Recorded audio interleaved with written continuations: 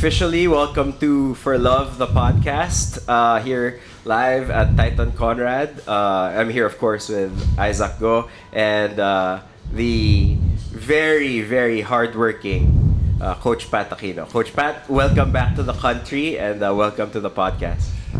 Hi, Nikko. Hi, Isaac. And thank you very much for inviting me here at your podcast. It was funny na before we came on, me and Coach Pat were already having a conversation, and he's been well-traveled recently, being from the States, a lot of trips. So, Coach Pat, how are you?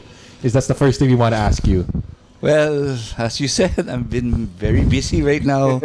I think I've been out of the country 6 or 7 times already and having those tournaments.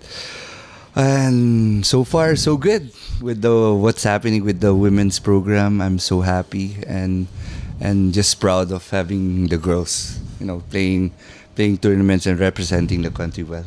So, Coach Pat, what does the passport look like in this year alone? Can you just because I don't think people realize the amount of travel that you personally do, not just for tournaments, but for training, for scouting, for recruiting. So in this year alone, we're in end of July. What does the country list look like? Wow. I haven't. Actually, the passport's already full because of that white piece of paper when you arrive back. Yes. May dinidikit eh. It's getting, dinidikit na, sobrang full na yung pages.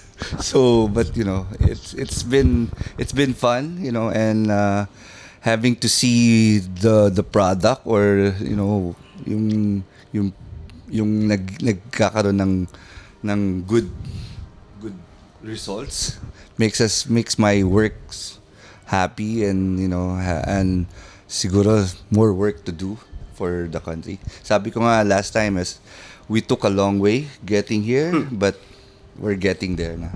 And I think that's the important thing. And also with your traveling, I think a lot of us would want to have a passport like you, Coach Pat. But I think right now, the most recent tournament you guys had, FIBA Asia Cup Under-16, from Division B to qualification now to Division A, and you guys did it in a such dominant fashion. But for the people at home who don't kind of understand how does the division system work, can you give us insight into that? Wow. Partly that's me and Isaac also. Full disclosure to everyone listening or watching, we really do need to understand, Coach Pat. It's the same tournament, but there's 2 divisions, there's relegation. It can get a little confusing because we have a lot of new women's basketball fans, which we welcome, of course. So please enlighten us as to... Okay. So when you say you're playing for Division B, you want to go to Division A. So there's a lot of teams in Asia. There's, I think, more than 20 countries that wanted to join the FIBA Asia Cup. So we were for the last how many years already na we didn't join FIBA Asia. So we were in Group B. So being in Group B, you have to challenge all those other teams who wanted to go to Group A. So fortunately, we won that group against Iran, those kind of team, Iran, Hong Kong, Malaysia, those teams. So when you go to Group A, now you're seeded to the biggest country or the basketball countries of Asia, which is Japan, China, Australia, New Zealand, Korea, Chinese Taipei, Syria, and Samoa. So those are the teams now in Division A. When you come into Division A, those are the qualifying tournament. This is the qualifying tournament to join the World Cup of Under-17.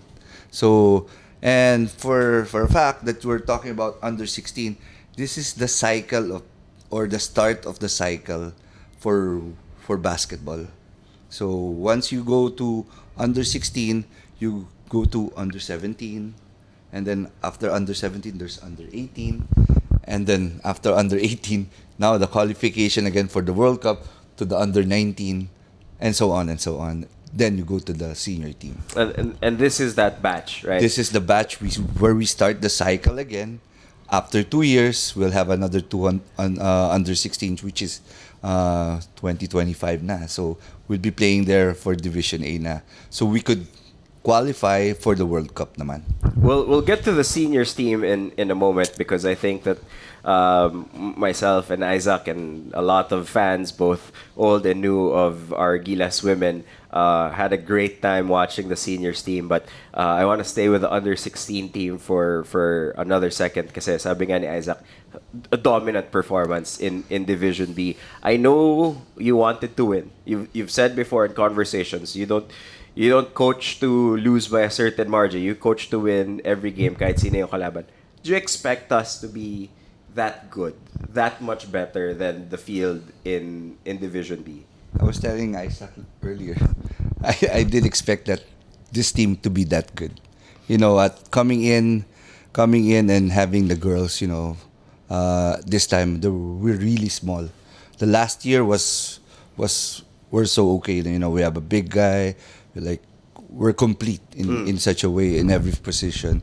But this year we're like so small, and I was like telling my counterpart, Mr. Chris Gopes of Film Nation, Chris, why do we still have small kids right now? But definitely when I saw them practice, when I saw them play, dito ko masasabi yung I saw Gilas and Puso in them. That's why I think that's the main purpose of building a team, building a pool of players, or sending a team to represent your country. And I think this team was the one that really represent the country. That's why I'm so proud of them. Iba ka talaga, Coach. And of course, we have to look in the mastermind behind all of that. And I was joking to Coach Pat earlier na that his recruitment, is one of the best, top notch, because you see the players that come in, the players that you bring onto the program. I would like to ask you, I think on top of skills, what do you look at in a player? Because I'm pretty sure there are a lot of players who come up to the program and say, hey, we want to play for the Philippines, or their parents come in and say, hey, I want my kid to get a passport. So what else do you look at in a player? Parang yun na, to see them to be Gilas material at a young age. It's not that easy naman, Isaac. But Mas mataas yung batting average ni Coach eh. Parang I see the players he's bringing on the program. It's hard also kasi sometimes players want to play but it's not fit for the team, or sometimes you want players to come in but they don't want to go and join the team. But the thing is, one is yung gusto, and you see it in practice. And when you see them, sabi nga ni, when I was with Coach Josh, when we went there this year, sabi niya, congratulations to those people who came in, And sabi ko, yeah, that's the main idea. Coming in, we congratulate you already because you wanted to play for the national team. And that's one thing that we want, playing for the national team and playing your hearts out. When I'm gonna play for the national team and I wanna win for the national team. So that's one thing. And syempre meron na tayong konting idea yung mga little twitch. Pag nakita mo, oy, I like this girl, she's gonna be good. So may mga ganun lang na nakikita ko pa minsan. So, and then to add pala kanina about the team, about the under 16, also I want to thank Coach I and all my other coaching staff. This program is not just for the kids or my coaching staff also. I wanted to give them, like Coach I wanted to give them experience and coaching internationally. That's why Coach I was the one really handling the team, because when I went to Sydney, Coach I was the one left alone. So but it was the program already. Last time it was Coach Julie. Right. So now it's Coach I. Maybe another coach will be next time. But it's the program itself to have them, have that experience coaching internationally. But it will benefit me at the end of the day because they know the experiences, how to win, and all of those things. So I think it's a good win-win situation for me, and hopefully we could do that every time and find more recruits, right? The reason why you could tell na malaki yung lamang ng Philippine team versus kung sino man yung kalaban, even if there wasn't a score on TV, hanapin mo lang yung Coach Pat on the bench. Eh. Sabi ko na One to his credit, as he said, he really wanted to share that opportunity and that experience of coaching internationally, right? So we saw really Coach I, a magnificent job leading that team in a much more active role than usual. Also, Coach Pat, relax. Of course. Relax. Pag dumadaan yung camera, nakita ko, yun yung una ko makikita. Relax si Coach Pat. Lamang tayo nito. And then the score would come up, lamang 30. Okay. Kaya pala relax na si Coach Pat. Tapos pag when the camera pans out, doon mo makikita na he's actually actively coaching. He never wants to show people that he's stressed. Coach, always calm and composed. Coach, at the end of the tournament, the team wins. These are very young players, right? 15 years old at the oldest. It's an under-16 tournament. A lot of them have ties to the Philippines, but maybe don't live here full-time or weren't born here, right? You've recruited and scouted them all around the world to have them, as you said, willingly join the national team to represent the country. Pero what struck me was they're being awarded. They win. I think after the second game, they probably had an idea. Okay, we're gonna win this tournament because we're blowing everybody out. They're playing at such a high level, but they're crying, as in they are in full tears, crying, so proud to have done the country proud. And then we see you and your staff in the background. You guys trying to kind of hold it together, but I could tell it was an emotional moment. Nakasawa pa ba to? I mean, can you explain how maybe that doesn't get old? You've had a lot of big wins, big losses, but in that moment for a brand new crop of players in the program, why was it so emotional? Wow. At this point of time, having kids showing up, playing with Puso and Gilas, it's very emotional for me, seeing them playing their hearts out and representing the country to the fullest and winning pa with the crowd behind you. I know a lot of people back home also at that time na were supporting us and watching us. Medyo umaga na yata at that time. So it was really very emotional for us having to, build this program and build this team to get them to the highest level they can. And just seeing the kids enjoying and being proud of what they did, wala talagang tamis ng puso, di ba? I mean, so just, we just hope na sana ganito palagi. Yung ano namin is, it's like a family. I always tell it's about family. And having to see your kids being proud and being happy and being emotional makes you very emotional itself, and happy. I don't think winning ever gets tired, Coach. And I think, especially winning for the national team, and you've done so much work with the program. I think a lot of people can speak that you've inspired them. You've built a program where we know that basketball is the sport in the Philippines, but women's basketball is still trying to gain traction, starting to build up. But the program you've built has now proudly instilled hope in the next generations that, hey, if these group of girls are paving the way for us, we can do it. And with that also, what does the future timeline look like? Because we've talked about the FIBA Asia Cup under 16. So what does the calendar look like? This was, Coach, we want you to get a break because you're working extremely hard. Actually, may flight si Coach Pat in about that's why we're asking, Myron, 3 hours. What does the calendar look like for the rest of the year? And so that also our listeners can obviously look forward to these tournaments and these next events. Yeah, wow. It's still a long way to go this year. Now, we're actually preparing for the Asian Games. It's our first time to be invited, so I'm just happy. I've been wanting to play for the Asian Games for a long time already, but since then, ngayon lang, and just, wanted to really prepare for it, especially coming out of the Asia Cup, where we did well. The senior team. Yeah, the senior team. So first week next month, we'll be going to Taipei for the Jones Cup. And then we have an invitation also from the KBL, WKBL, which is in Korea, the first time also. So that will be end of the month of August. And again, the preparation for Asian Game, which is in September. So it's very close. And then after that, work again. I think I'm gonna go to the States again. Hopefully, go around. Probably not just in the States. Go to Canada now.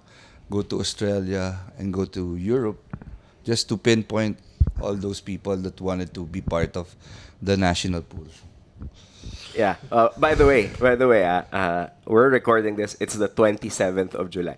First week next month is in about 4 days. That's why we want these people probably think that Coach Pat just coach. No, Coach Pat does so much more for the program. And that's why I thought you were gonna get a break, pero parang back to work. I wish I would, but I still wanted to do a lot of things. Not just going abroad or going. I wanted to go around the country, of course. That's the first. I mean, as the program director, I wanted to really go touch the grassroots program, which I did already in the past few months. I went to Cebu, I went to Davao, but it stopped because a lot of preparation already. But I wanted to go back and get to know more kids, and then again the information dissemination. What I'm telling, that they have to get passport already because it's in time that you need them. There's no passport yet, so now I really have to go back locally. Go to the province, like go back to Davao. Those have that program with basketball programs for the girls. Cebu, which is gaining popularity again, and that makes me smile. No, so dati kasi when I first went to Cebu, like a few years back, siguro, there were like less than 10 girls that tried out. Then I came a few years later, they're like 20 to 30. Then recently lang, this year lang, they're like 150 already. Wow. And with talent, So sabi ko nga, let's try to do this more. And maybe I'll try to build a program for them na like, club teams muna. Kasi pag schools teams, medyo mahirap eh. Dahil merong talent na hindi nasa school. Hindi naman wala sa school, but yung school niya walang program. So I think club teams would be much better, like the AAU.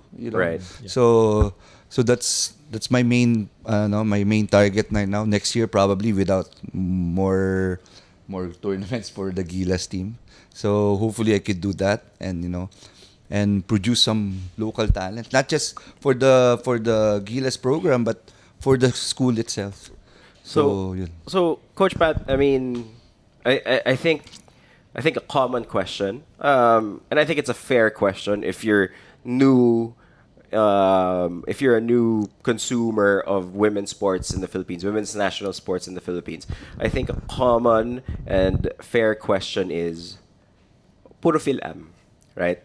It's always a Phil foreign or a Filipino pero nanggaling sa States, right? I think there's a desire and a hope. What about our homegrown talent, right? I think there's an easy way to illustrate that. Specifically in the US, just the grassroots program for sports for young girls is leaps and bounds ahead of us. But the reason why, what your success and your team's success will produce is an increase in Cebu tryout numbers, right? So that's something fair to say you're beginning to feel, you're beginning to observe is just the game is now much more, the participation in the game is significantly increasing now from a grassroots perspective here locally. Definitely. I think it's more siguro aware. The kids are more aware now. It's not just this is my misconception or conception ko lang. It's when we say basketball, men. When we say volleyball, women. Right. Most of the girls now are, the tall girls goes to volleyball. Right. But then again, once we said na Gilas is coming, the girls are coming out, and we wanted to see what's for them. Right. So I think we need to do more those information and do more clinics for them, that to see that the interest is increasing. Hopefully, gets more, not just in Cebu, not in Visayas and in Mindanao, but the northern part of the country also. Here also in Metro Manila. I think it's gonna get better. We've seen it. You know, we run a women's only tournament. Titan does. It's only on year 2. Year 1. So the tournament is free for everyone who hasn't heard of our Show Her Love tournament. The tournament is free. We provide kits, right? We provide the tournament, everything. You don't have to pay. The first year, we had to call players to be like, can you form a team? Because we needed to get 8 teams to run a decent tournament. You get 8 teams. We were calling captains, buo ka ng team, buo ka ng team. There was one team we had to split into 2 because we were like, hindi, wag kayo magsama-sama. Let's just do 2 teams, right? This year, we had to trim down. We had to cut registration short because all the slots got filled. We had to do a play-in tournament the week before the actual tournament. It was a one game knockout. If you won, you were in. And you know, as the tournament was going on, we kept getting messages from young girls going, "Oh, I missed that. How do I join? I want to join next year." So in the span of a year, it's a small sample size, purely anecdotal, but from what we've seen in our tournament, it really has blown up tremendously. And I think a lot of it is because, and we hear it, you know, and Isaac, I mean, you have experience, I'm sure, of guys who maybe are as tall as you or have similar game like you, and they say, I want to be like Isaac, or I want to be like... I don't think that's true. I don't think that's true. I think like when Ateneo won all your championships, you would hear, I want to be like 30, right? Want to be like Isaac, because they model themselves after winners. Yeah. I think that there are a lot more girls now saying, I want to be like Afril. I want to be like Jack. I want to be like Cici. And I think that's a direct cause of your success, Coach. Well, thank you. but I want to thank you for, you know, that mga ganyan tournaments. Little tournaments will make it bigger. Hopefully, we could make it bigger. The program, I have really not done it yet, but I wanted to really do that thing. So hopefully, I could do it next year. But I want to start with the Gilas. I'm planning to have a Gilas now that I'm talking about this. I want to have a Gilas tour of the UAAP teams. It's also a good, parang good camaraderie for the other coaches to see what we're doing and helping them out also, and seeing their players also. So you want to make a stop across all 8 teams and have your Gilas pool practice. In also in preparation for them, for the UAP, and for the Asian Games. So hopefully we could do that also this year. And I think that's a smart idea, Coach, because even... It's okay. Just keep going. I think that's a good idea, Coach, because even like I think this men's team also do that. They challenge the PBA teams and the college teams. Nagulat na next time, Nikko, that you see Coach Pat scouting in those Titan tournaments. He's there. He's there. He's already scouting. So parang yun na. I think, what's your message to these people now? Because I think what you're doing is really smart, because not only now you're showing that, okay, this is what we're doing, so you can players come on, but also by doing so, you're helping the local program and increasing the level of the local so parang you're doing it both. Parang you're showing that basketball is growing here internationally, but at the same time, you're increasing the level locally, that next time you have maybe these other countries looking at the Philippines, hey, their program is successful, it's because of Coach Pat and his staff, that maybe we should start copying it. Well, yeah.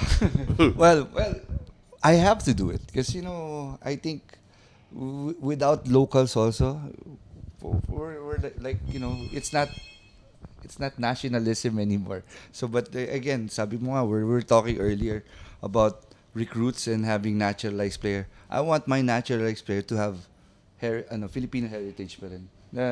That they feel when they play, it's for their family and for the country itself. So that's the main idea of having players to represent you. So, but the thing is, having local programs like what you're doing and having more makes our work easier, siguro. And having a big pool makes the best of the best, and having the best of the best would be great going into mga tournaments. Which brings me to one of the topics that I'd been wanting to talk about since we confirmed that you were gonna be on the show since na-bring up mo na yung naturalized player having Filipino heritage, right?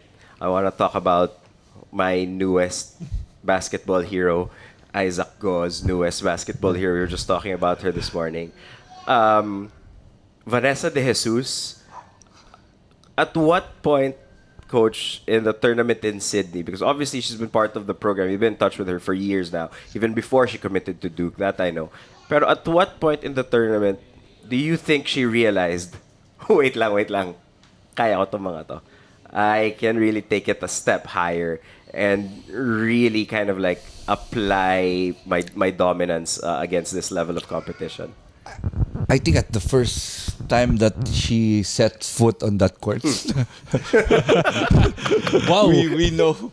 I think we know from practice. When I first saw her before pa, because I know she's been playing really good and having those highlights.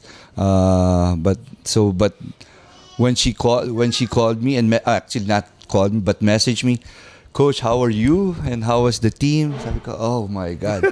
It's Just dreams come. Coach's dreams just came true. Yeah. Sabi ko, oh, well, how are you? We're doing great, and hopefully you could come in and help us. Yeah, Coach, yeah. So let's fix your paper. So at that point, and sabi ko, we're gonna be great this time. I know we have a feeling that when she steps on the court, she knows that she can bring something, not just to the team but to the level of competition in FIBA Asia. She was that great, that everybody was recognizing, even the other coaches, other FIBA fans, or other FIBA group members, that say, wow, you have an amazing player here, keep on doing this. And your team is going to be great. Me, let's just add one more naturalized player. Or go, no more. This is good for me. That's just, we were joking na, nakulang na lang. Pinaposte na ni Coach. She was doing everything. She was dribbling, shooting, facilitating. Marang cool, sabi mo, niloloko na namin na, Coach, dapat pinaposte mo na. Yan lang cool. Yan lang kulang. At one time, I was thinking about that.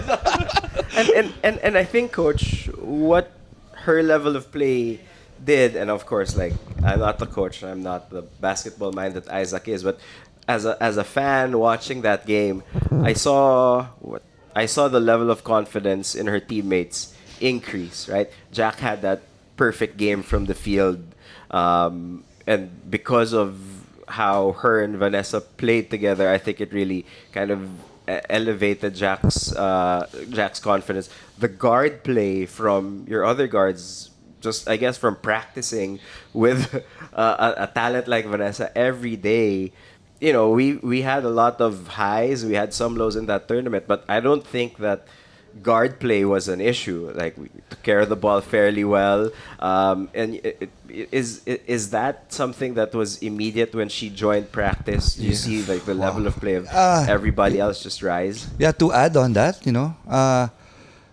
I thought she's gonna a little bit of float around for a moment during the first time she practiced, because he's not familiar with their teammates, having not familiar with the system yet. So yeah, but at the end of the day, her teammate was so happy that we have her, and she was like instantly getting the system flowing in her mind already, flowing in her system already. So by the end of the day, after practice, I think, sabi ko nga sa mga coaching staff ko, we'll be fine. That's how much confidence Coach has. That's After a final score like that, you don't have the rest of the tournament that these Gilas women had. It's easy and frankly understandable to tap out after getting blown out the way that we did by Australia. Was there anything that happened in practice at the hotel? How was the team able to right the ship? Or did you guys just not, carry the weight of that loss at all? Well, to start it off, we've been being demolished every time when we join to FIBA Asia Cup. When, we're playing against the best of the best in the world. We have the tough teams in the world. Number 2 in the world, Australia. Now, China. Number 9, Japan. What else? Korea, number 19. Japan Or was in the 13. finals of the World 13, Cup and last then time. New Zealand's number 19 in the world. So we're always been when coming into the tournament. I was just telling the girls, I think this is the 4th time we've been joining or participating in this tournament, and we've been blown out, and we're playing the relegation game. I wish that we could just compete. That's the term that I've been telling them. Let's compete. We came out. We play. We've been practicing hard, trying to. A lot of people have been supporting us, especially SBP. Sir Al has been very much involved right now, like watching every game that we play. Edie Sani has been there all the time also to support us. I was telling him, let's give back something naman for our country, man. Although one to support us, let's try to compete. That's the only thing I want, not being blown out. So the first game, we've been blown out of the game, but I was like thinking, but it was only Vanessa who played that well. Jack didn't score. Janine didn't score. April just scored like 2 points or 4 points, I think, and nobody else. And sabi ko, this is not the team that I wanted. I mean, the way we performed today was we just watched Vanessa. So I think it's not the way we play. So at the time that after that game, they realized that if I contribute a little bit, sabi nila Jack and Alfred. Or Janine, or sila Kate. At that point nga, halos lahat pala, sorry. At that point, the first game there were a lot of the players were sick because of the weather. So talagang, sabi ko, this will pass. I mean, I think we'll do better in the next game. And then we did. I mean, just a little bit of what you could do, a little bit from April, Jack, and the others, and with Vanessa there being consistent. I think we did better. Sabi ko, so I was just so happy that when we played Japan the next game, we're playing them at least 3/4 of the game, and we were up to them. Like we're like 5-8 points against Japan until the 3rd quarter, but they push it up on the 4th. But we were competing, and that's what we had. And after that game, I know we have a chance. I know we could do something better. So, and the history is here. And I think the players responded to you, Coach, because I'm pretty sure you put up the challenge that to compete and parang to show pride. But now, Coach, parang yun na, natikim nyo na we can stick with the best of the world for 3 quarters. Parang, what's the next steps I think you have planned? Para, because yun na you're there. You're 3 quarters to the number 9 team in the world in Japan. Parang, how do you push it na?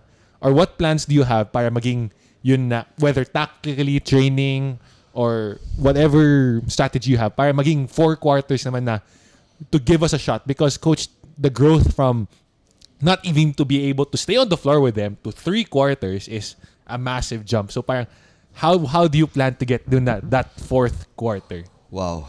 That was not the X's and O's na. Hindi na galing sa akin yun eh. Sabi ko, galing na sa inyo yun. It was them, really. Their pride and sabi ko, yung puso nila to play those few minutes of the games against Chinese Taipei. We go to the game Chinese Taipei.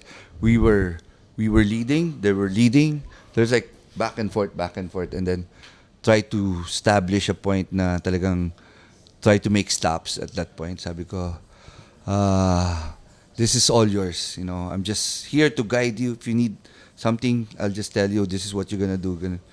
But after all, it's your game. Jack was, was in a different level.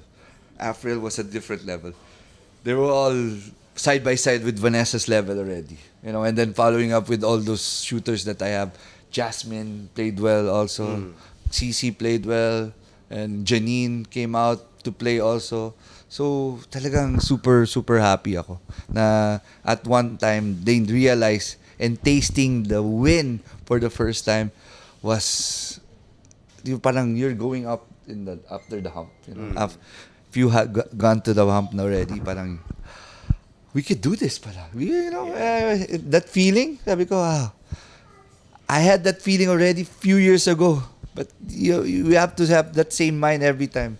So I guess this was the year, that we had that mindset na to compete, not minding the score, but just competing, and the result will be good. And the invites have come in now, right? You have an incredible run in Sydney. You have a dominant run in Jordan with the under 16 team, and now, as you mentioned, everyone's calling, everyone's inviting the women's Gilas team to all of their tournaments. And you're right. The seniors team, they finally get over that hump. They realize they can do it. The under 16 team, this is all they know now. All the under 16 team knows is like, oh, we're a dominant team.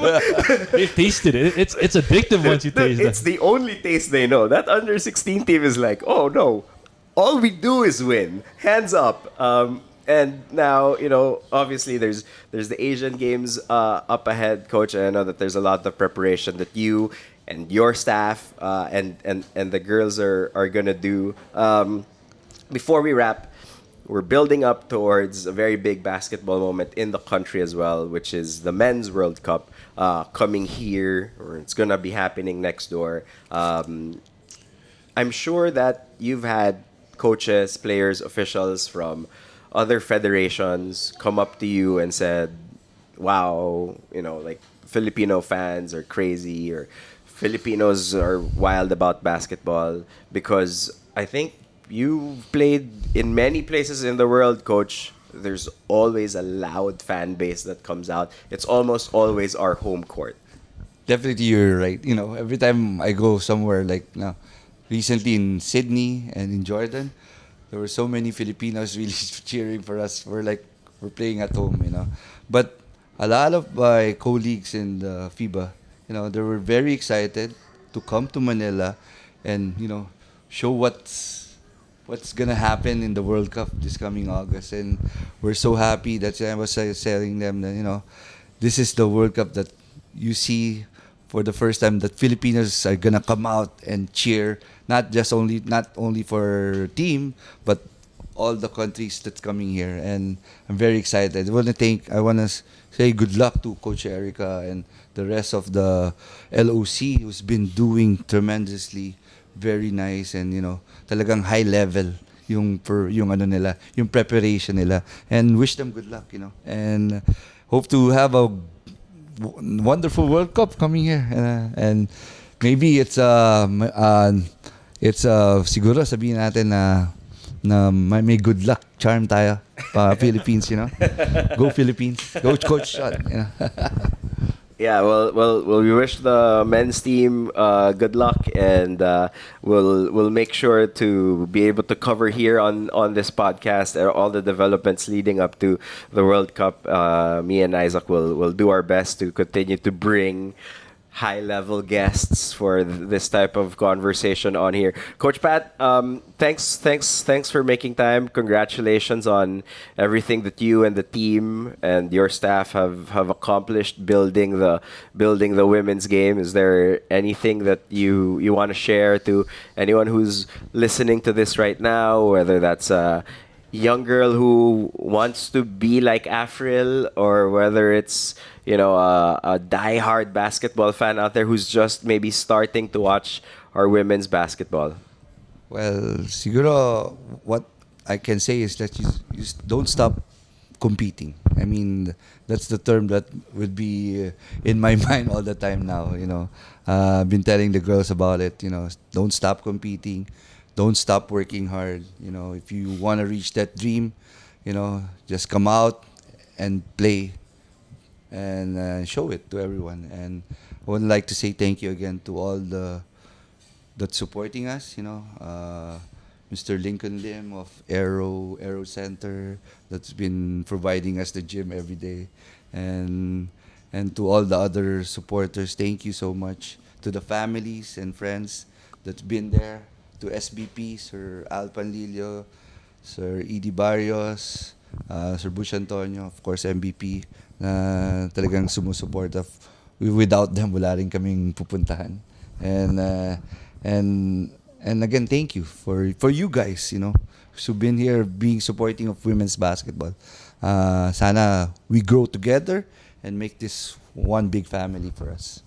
Yeah, I think I think what me and Isaac do, that's the easiest part, because you watch a Gilas women's game. If and I mean this sincerely, hindi lang dahil nandito ka. You watch it for a quarter, you're a fan for life. You watch our girls play for one quarter, and just really pay attention and watch them play for one quarter. I swear to you, you will be a fan for life. The first time I watched Avril Bernardino pull down a rebound, go coast to coast, go in and out, Euro, finish with the wrong hand off the wrong foot. I was like, that person is my hero. And I've been an Avril fan since. It's insane. It's like, if you have no idea how good Avril Bernardino is at basketball, watch one game.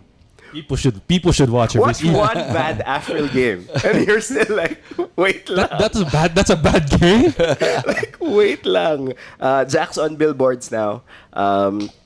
You can't open up your phone and not see Trina or Cece everywhere. Avril and Ella were with those girls on magazine covers now. It's definitely on the rise. This must be a super exciting time for you. Yeah, very proud of the girls. Hopefully we could do more, and very exciting time to come. And with the new batch coming in, something to look forward in, and watch us more and support us. Thank you. We definitely will. Coach Pat, thank you very much for making time, and we'll cheer you on from wherever it is you go, wherever it is you travel to. We'll cheer you on from home.